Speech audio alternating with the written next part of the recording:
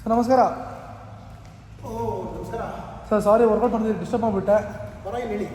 Sir ಏನಿಲ್ಲ, ಒಂದು ಚಿಕ್ಕ ಡೌಟ್ ಇತ್ತು ಸರ್ ನನಗೆ. ಹಾಂ, ಇವಾಗೇನು ಸರ್ ಎಲ್ಲ ಹಾರ್ಟ್ ಪ್ರಾಬ್ಲಮ್ಮು ಅದು ಇದು ಅಂದ್ಬಿಟ್ಟು ಎಲ್ಲ ಹಾಸ್ಪಿಟಲ್ ಸೇರ್ತಾರೆ, ಸರ್ಜರಿ ಮಾಡಿಸ್ಕೊಳ್ತೀನಿ, ಅದು ಮಾಡಿಸ್ಕೊತೀನಿ, ಇದು ಮಾಡಿಸ್ಕೊತೀನಿ. ಏನಕ್ಕೆ ಸರ್ ಅದು ಏನು ಏನಾಗಿರ್ಬೋದು?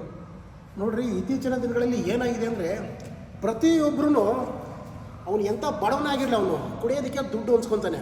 ಇನ್ನು ಕೆಲವರು ಲವ್ ಫೇಲರು ಅಥವಾ ಇನ್ನು ಕೆಲವರು ನನ್ನ ಹತ್ರ ಹಣ ಇದೆ, ಆಸ್ತಿ ಇದೆ ಅಂದ್ಕೊಂಬಿಟ್ಟು ದಿನನಿತ್ಯ ಆದರೆ ಭಾಳ ಜನಗಳು ಜೀವನದಲ್ಲಿ ಏನಿದೆ ಅಂದ್ಕೊಂಬಿಟ್ಟು ಭಾಳ ಜನಗಳು ಡ್ರಿಂಕ್ಸ್ ಮಾಡೋದು, ಸ್ಮೋಕು, ಹಂಚು, ಪಾನ್ ಬರೋಕು ಡೈಲಿ ಇದರಲ್ಲೇ ತೊಡ್ಕೊಂಬಿಟ್ಟು ರೋಗಕ್ಕೆ ಬಲಿ ಆಗ್ತಾಯಿದ್ದಾರೆ. ಸರಿಯಾಗಿ ಊಟ ಮಾಡಲ್ಲ, ಏನೂ ಇಲ್ಲ. ನೀವು ಅಟ್ಲೀಸ್ಟು ನೀವು ಈ ಥರದ್ದನ್ನು ಕಾಯಿಲೆಗೆ ಒಳಗಾಗೋಕ್ಕಿಂತ ಡೈಲಿ ಕುಡಿದು ದುಡ್ಡು ಖರ್ಚು ಮಾಡೋದಕ್ಕಿಂತ ಯಾವುದಾದ್ರೂ ಜಿಮ್ ಸೇರ್ಕೊಳ್ಳಿ, ಇಲ್ಲಾಂದರೆ ಜಿಮ್ ಇಲ್ಲಾಂದರೆ ಯಾವುದಾದ್ರೂ ಸ್ಪೋರ್ಟ್ಸಿಗೆ ಸೇರ್ಕೊಳ್ಳಿ. ನೀವು ಸ್ಪೋರ್ಟ್ಸಲ್ಲಿ ಸೇರ್ಕೊಂಡ್ಬಿಟ್ಟು ಅದಕ್ಕೆ ಭಾಗವಹಿಸೋದೇ ಬೇಡ. ನೀವು ಪ್ರಯತ್ನ ಪಟ್ಟರೆ ನಿಮ್ಮ ಬಾಡಿ ನಂತರ ಒಳ್ಳೆ ಫಿಟ್ಟಾಗಿ ಇರ್ತದೆ, ಆರೋಗ್ಯನೇ ಚೆನ್ನಾಗಿರ್ತದೆ. ಜನಗಳಿಗೆ ಅರ್ಥ ಆಗಿದೆ ಅನಿಸುತ್ತೆ. ಅರ್ಥ ಆಯ್ತಾ? ಥ್ಯಾಂಕ್ ಯು ಸರ್, ಅರ್ಥ ಆಯಿತು.